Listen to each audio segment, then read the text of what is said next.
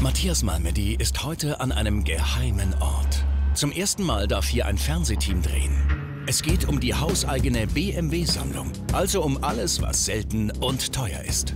Ja, das ist heute schon so ein bisschen geheimagentenmäßig. Ich habe erst vor 10 Minuten erfahren, wo ich hier überhaupt hin muss. Es ist in München, mehr darf ich nicht verraten. Das sind halt jetzt hier die wirklich heiligen Hallen von BMW und ich bin sehr gespannt, was mich hier erwartet.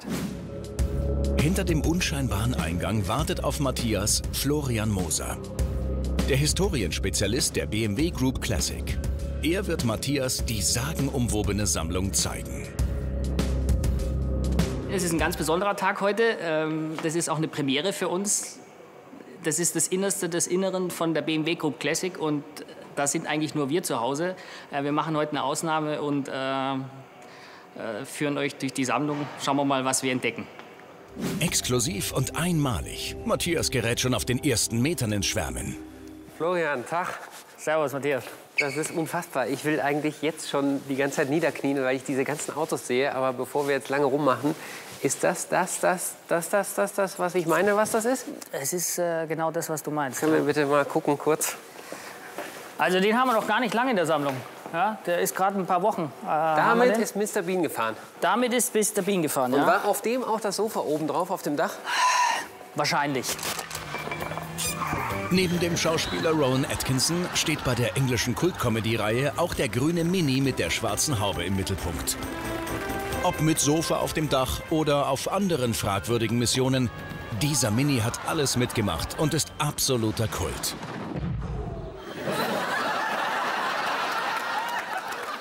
Aber das ist ein Originalauto. Das ist ein Original, ja. Baujahr 74. Darf ich mal? Ja, du darfst. Wo habt ihr das Lenkrad denn hingebaut? Aufs Dach darfst du jetzt leider nicht sitzen, ja. Es riecht nach Mr. Bean so ein bisschen. Unglaublich, aber es ist echt... Ich meine, es ist unfassbar. In dieser Halle hier steht alles, was Rang und Namen hat. Ich finde, dass hier einfach die genialsten BMWs stehen, die man jemals irgendwann mal irgendwo erblickt hat. Und die sind hier alle versammelt. Das ist unfassbar. Ja, so ist es. Aber es wird noch besser. Weiter oben haben wir noch viele Autos. Okay. Also nach den ersten paar Minuten in den heiligen Hallen von BMW bin ich schon mega geflasht. Ich würde eigentlich am liebsten ja jedes zweite Auto gleich mit nach Hause nehmen. Aber ich habe ein Highlight und da bin ich mal sehr gespannt, ob ich das hier auftreiben werde. Und vielleicht geht ja auch noch ein bisschen mehr. Mit ein bisschen mehr meint Matthias natürlich, dass er sein Highlight gerne fahren würde. Ob das allerdings klappt, bleibt abzuwarten. Mit dem Fahrstuhl geht es nun in den 2. Stock. Dort angekommen ringt Matthias um Worte. Ach du Schande. Jetzt sind wir im 2. Stock hier. Alter, was ist denn hier los? Auf über 4000 Quadratmetern stehen in diesem Stockwerk rund 300 Autos. Die meisten Fahrzeuge sind grundsätzlich fahrbereit und zumeist im Neuwagenzustand. Kühlwasser, Öl und Benzin sind allerdings Fehlanzeige. Soll ein Fahrzeug bewegt werden, wird es in der hauseigenen Werkstatt entsprechend hergerichtet. Jetzt habe ich hier was ganz Besonderes für dich. Du kannst es hier schon am Schildchen sehen. Es ist ein V16. Ein bisschen größerer Motor drin hier. Das glaube ich nicht. Also wir haben jetzt hier 16 Zylinder. Das ist ein Versuch gewesen. 1987 hat man einfach einen 12-Zylinder verlängert und hat den in den Siemer eingebaut. Es war nie eine Serienfertigung geplant. Du siehst auch hier, das mit der Kühlung hat vorne keinen Platz mehr gehabt. Das heißt, wir haben hinten im Kotflügel das Kühlsystem. Das ist ja genial. Ich meine, ein 16-Zylinder-Motor, was das kostet, den zu entwickeln, das will ich gar nicht wissen. Aber die Jungs durften das machen, einfach um es auszuprobieren, wie sich das dann nachher anfühlt, ob das vielleicht was ist für die Serie. Wir sehen hier auch, dass es relativ eng im Motorraum zugeht und dementsprechend ist die Kühlung auch hinten in den Kofferraum gelegt worden. Also ein echter Prototyp, der nie für den Serieneinsatz gedacht war. Immerhin 408 PS aus 6,7 Liter Hubraum, also ein echter Motor. Zusammen mit dem BMW-Spezialisten Florian Moser macht sich Matthias weiter auf den Weg nach Edelmetall aus Bayern. Was dich auch interessieren könnte, ist unsere M-Ecke. Ja, M interessiert mich immer. Also hier zum Beispiel haben wir gleich ein richtig schönes Exemplar. Was ist das? Ja, das ist ein M3 GT E36. GT? Gab es nur 356 Stück. Ist eine Nie gesehen. Sonderedition von 95. hat einen leistungsgesteigerten Motor mit 295 PS statt der 286. Ja, die Verspoilerung ist anders, ne? Genau. Also diesen M3 GT, den habe ich noch nie gesehen. Das ist, ja, ich wusste gar nicht, dass es dieses Sondermodell gibt. War sehr überrascht, aber das sah sensationell aus. Also diese Frittentheke da hinten drauf und dann in diesem Waldgrün, finde ich ein super geniales Auto. Was würde denn sowas, keine Ahnung, kosten? Ja, das hängt natürlich brutal vom Zustand ab, aber wirklich gute Exemplare sind sicher mit dem Faktor 2 teurer als ein normaler M3. Also da sind wir dann schon deutlich über 20.000 bis 30.000 Euro. 30.000 Euro sind zwar immer noch eine Menge Geld, aber im Verhältnis ist das recht günstig. Matthias juckt inzwischen ganz gehörig der Gasfuß. Ob Florian ihm eine Probefahrt in einem seiner Schätzchen gewährt? Ja, hier haben wir unsere Vorkriegsautos stehen, also ein kleinerer Teil davon. Zum Beispiel hier haben wir einen 319-1, unser wirklich erster Roadster. Sehr eng verwandt auch mit dem 328. Okay. Habe ich so noch nie gesehen, ehrlich gesagt. Entschuldigung. Wie sehr viele Autos, die hier rumstehen. Was haben wir denn noch Schönes? Ja. Hier, das haben wir. Das ist was Schönes. Ja, das ist Matze Malmedy hier. Das glaube ich, dass dir das gefällt. Das ist ein 3.0 CSL. Ja, das Batmobil. Ist, oh, ich flippe aus. Das ist richtig genial. Da habe ich jetzt nur eine Frage dazu. Wo ist der Schlüssel? Bitte, du kannst mich nicht hier rumführen. So, nee, den kann ich dir da nicht anbieten, den leider auch nicht und den leider auch nicht und den leider auch nicht. Ist ja gut, du hast gewonnen. Du hast gewonnen, kriegst du. Yes, läuft, alles klar.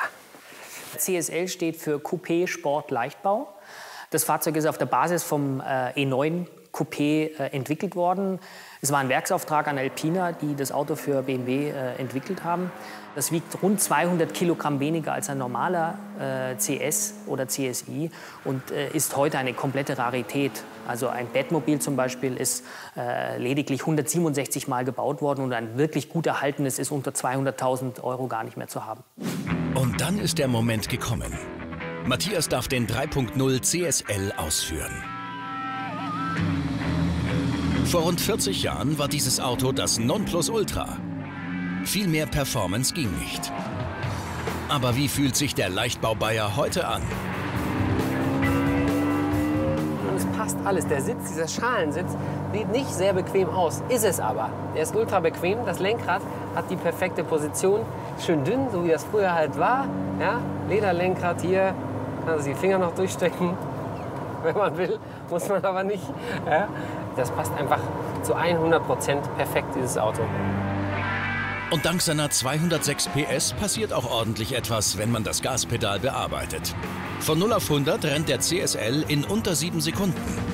Und der Sound des reinen Sechszylinders sorgt dafür, dass es sich noch schneller anfühlt. Wie der geht auch, wie der beschleunigt. Hier, zweiter Gang, 50, 60, 70, 80, 90 und jetzt steht die 100 drauf. Das ist echt schnell. Dieses Auto ist echt schnell, sehr wendig, fühlt sich viel kleiner und kürzer an, als es eigentlich ist. Und es sieht ultra scharf aus. Matthias ist seinem persönlichen Highlight ein bisschen näher gekommen. Im Hinterkopf hat er aber noch ein ganz anderes Modell. Also zurück zu den Heiligen Hallen.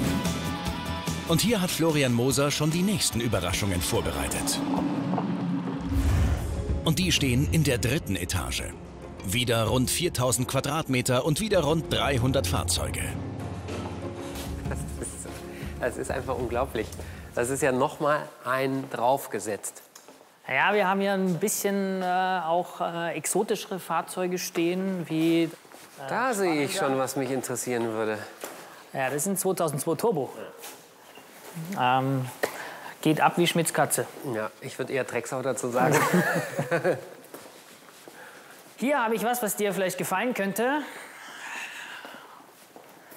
Weiß nicht, ob du ein großer Tom Cruise-Fan bist. Ach. Das ist das Original, eines der originalen Filmautos aus dem letzten Mission Impossible. Okay, und da hat der Tom Cruise da schon mal reingepupst, oder? Da hat er schon mal reingepupst und ist in der Wüste von Dubai unterwegs gewesen.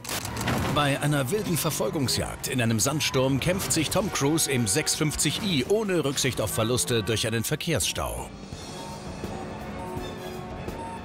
Was ist das hier für ein Treffer? Hat den auch Tom da reingefahren? Ja, es ist, weißt, wir liefern den nagelneue 6er und dann kriegen wir halt ein Schrottauto leicht benutztes Auto zurück. Okay. Wobei leicht benutzt an dieser Stelle leicht untertrieben ist. Der Schaden stammt nämlich von diesem Extremstunt. Das ist natürlich auch heftig, dass die sowas auch aufheben, ja? Weil eigentlich ist es ein Auto, was die Filmproduktion quasi zu Schrott gefahren hat. Die geben da ein neues Auto ab und kriegen so einen Haufen Dings zurück. Aber das ist eben auch Geschichte. Ja, der war in diesem Film, der wurde da zu Schrott gefahren. Also stellen wir den genau so, wie uns ihn die Produktion zurückgegeben hat. So stellen wir ihn hier rein und irgendwann holen wir ihn raus und zeigen ihn. Guck mal hier, da haben wir mitgemacht. Ja, das Auto könnte dich auch interessieren. Das ist ein X5. Ja, so ist es, aber gibt es ein kleines Geheimnis unter der Motorhaube? Ich zeig dir es mal. Ja, man sieht schon etwas größere Lüftungsöffnungen. Na, warte mal. Der geht spezial auf? Nein, nee, ganz normal. So. Ach du Schande. Ja, das ist der Original-Siegermotor von 1999 in Le Mans. Noch einmal zur Verdeutlichung. Wir reden hier von dem Motor eines waschechten Rennwagens. Der V12 leistet über 700 PS. Dieses Kraftwerk in einem X5. Mehr Wolf im Schafspelz geht nicht. Also wie kommt das zustande? Ich meine, so ein Motor, der liegt ja jetzt nicht einfach nur so rum und kostet auch nicht 3,50 Mark, sondern ein bisschen mehr. Ja, war gut, der übrig, der Motor? Ja, und dann nein, haben sie sich gedacht, komm, wir machen mal was Lustiges, oder was? Nein, die M GmbH, die hat einfach hier die Grenzen ausgelotet, die bei einem X5 möglich sind. Und das ist auch wichtig, dass das passiert, damit man weiß, wohin die Reise gehen kann, was ist möglich.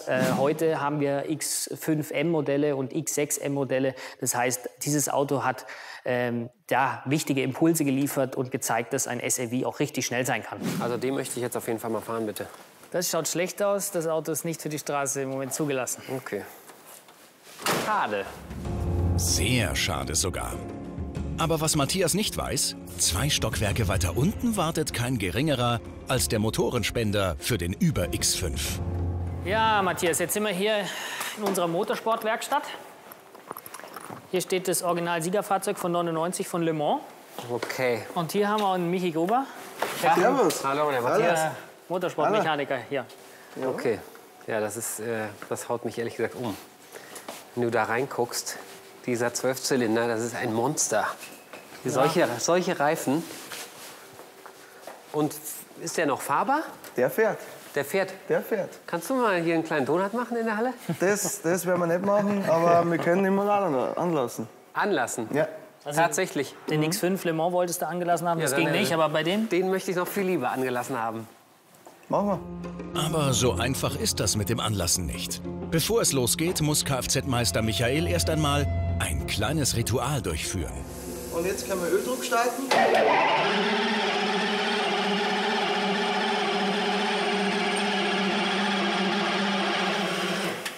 So, du drehst jetzt ohne Zündung durch? Ganz genau, das sogenannte Cranken. Cranken. Öldruck aufbauen. Jetzt muss nur noch die Zündung aktiviert werden. Dazu genügen dem Rennmechaniker ein paar Handgriffe. Dann darf sich Matthias hinter das Lenkrad klemmen und den legendären Le Mans-Renner endlich starten. Das Lenkrad wieder drauf. Und damit knattern die mit über 300 durch die Gegend. Ja. Das ist Genau. unglaublich, das ist unvorstellbar. Wir haben den Masterschalter, Ignition und Start.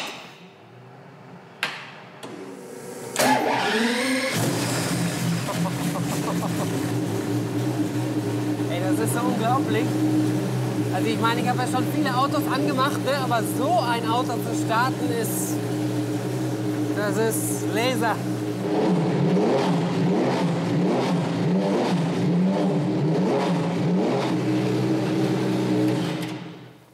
Unfassbar. Das ist unglaublich. Ich weiß nicht, was ich dazu sagen soll. Das ist einfach nur unfassbar. Und dieser Motor ist tatsächlich furchteinflößend. Ja, er ist extrem brutal halt. Einfach ein echter Rennmotor. Danke. Danke, Michi. Gerne.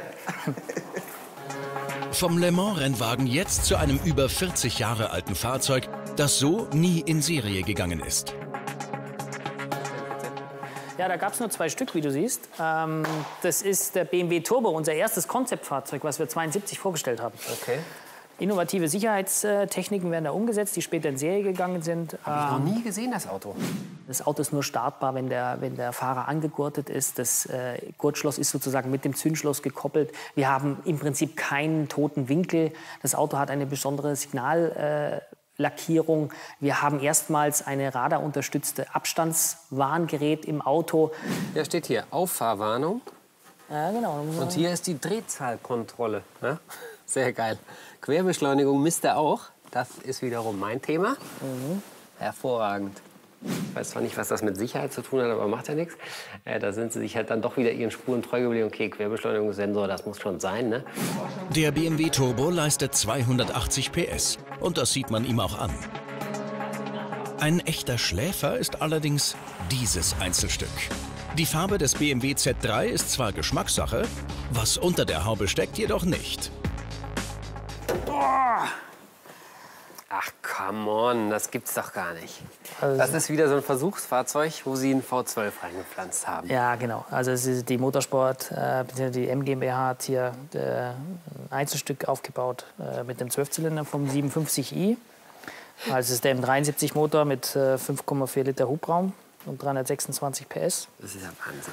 Eigentlich sofort, ich will das fahren, Impuls, ja, weil dicker Motor, kleines Auto, das macht immer Spaß. Allerdings glaube ich, dieser V12 ist doch vielleicht ein bisschen schwer und dann total kopflastig in dem kleinen Auto. Das macht, glaube ich, nicht so richtig viel Sinn. Wahrscheinlich der Grund, warum sie ihn auch nicht gebaut haben. Vorbei an historischen Formelsportwagen gehen Florian und ein schwer beeindruckter Matthias zu einem Fahrzeug, das echte Filmgeschichte geschrieben hat. Es geht um kein geringeres Fahrzeug als den BMW 57i von Mr. Bond. Im Film Der Morgen stirbt nie hat Bond-Darsteller Pierce Brosnan den 7er vom Rücksitz aus ferngesteuert. Bei der Verfolgungsjagd durch ein Parkhaus hatte er so immer perfekte Deckung. Filmtrick? Oder geht das wirklich?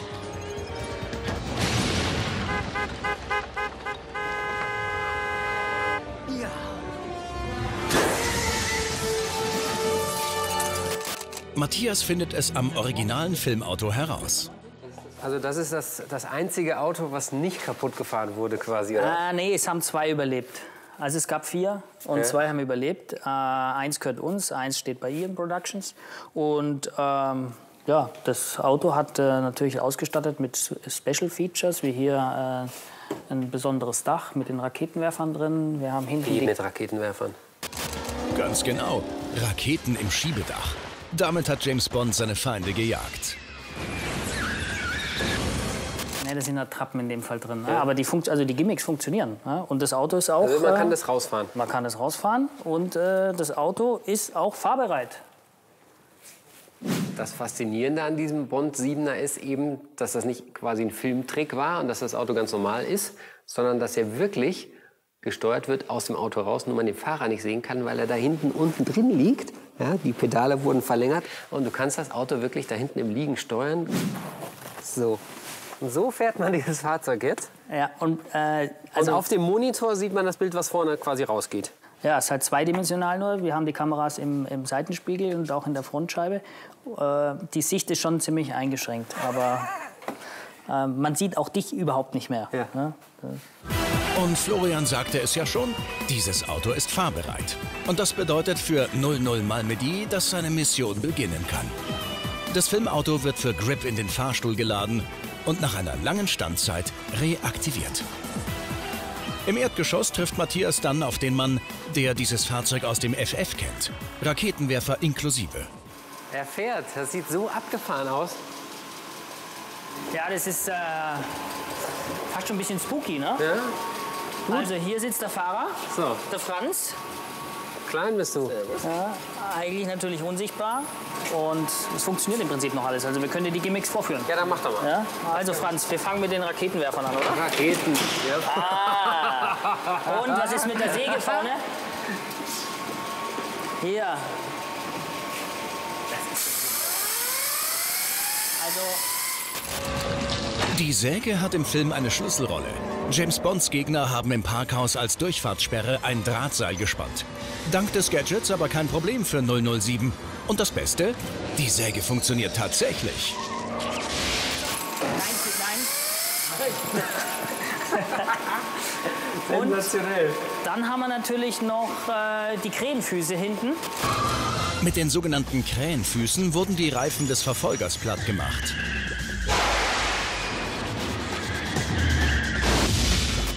Auch das ist kein Computertrick. Der Bond BMW kann das tatsächlich. Franz tritt den Beweis an. So, jetzt wird's raus.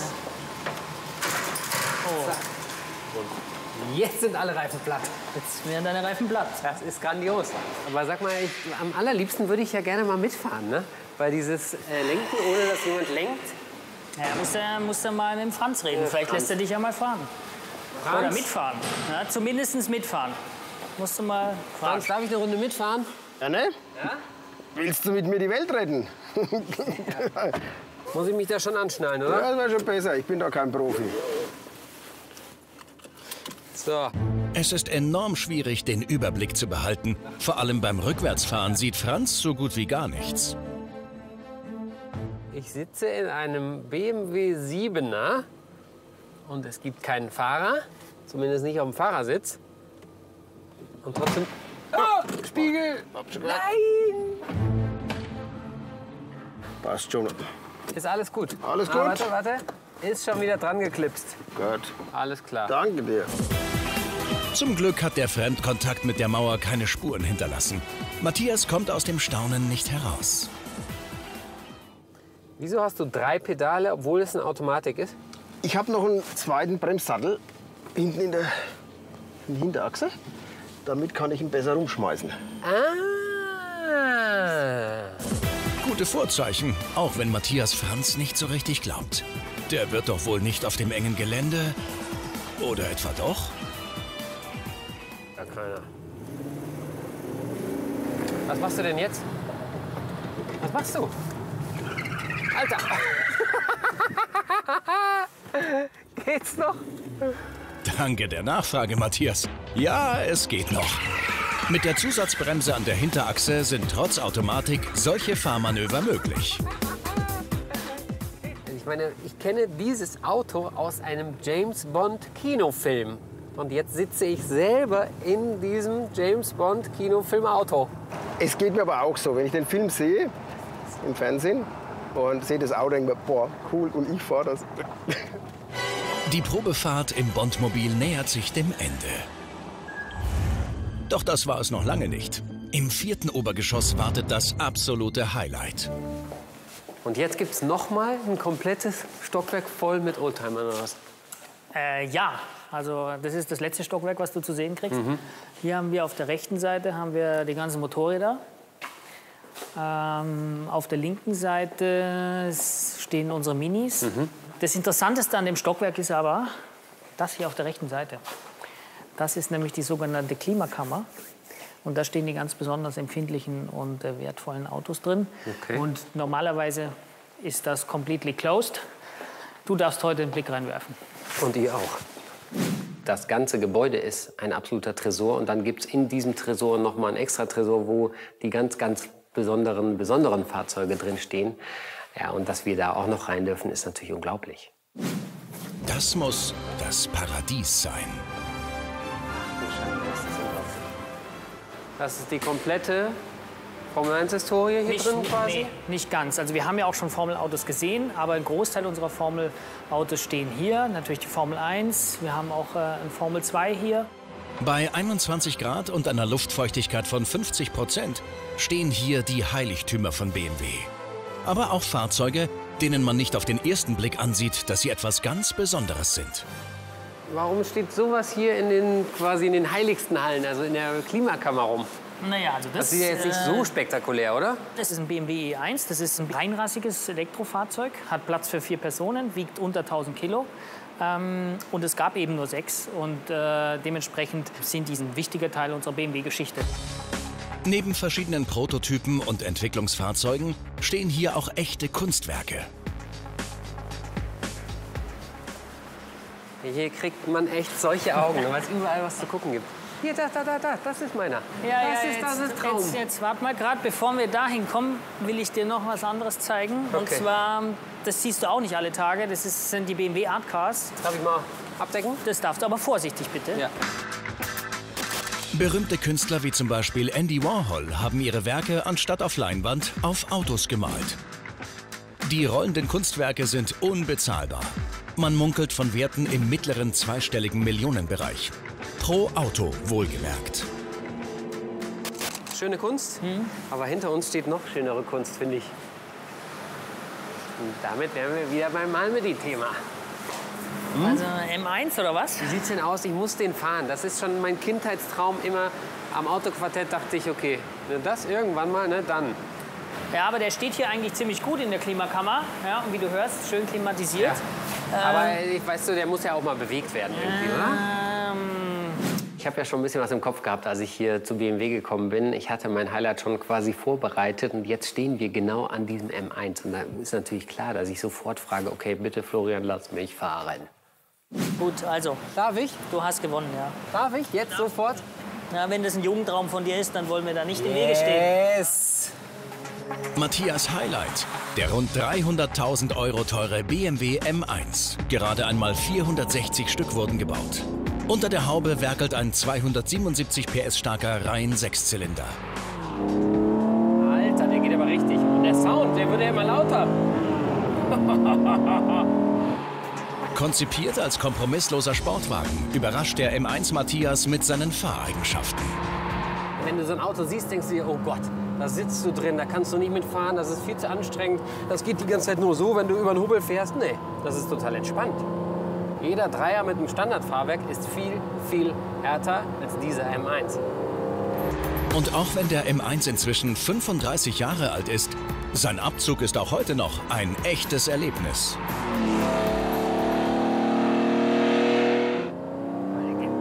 Alter! Also die 277 PS, die fühlen sich aber eher wie 377 PS an, ehrlich gesagt. Kein Wunder, 1300 Kilo Leergewicht. Da geht halt noch was, ne? Das ist hier nicht 1800 Kilo, nein.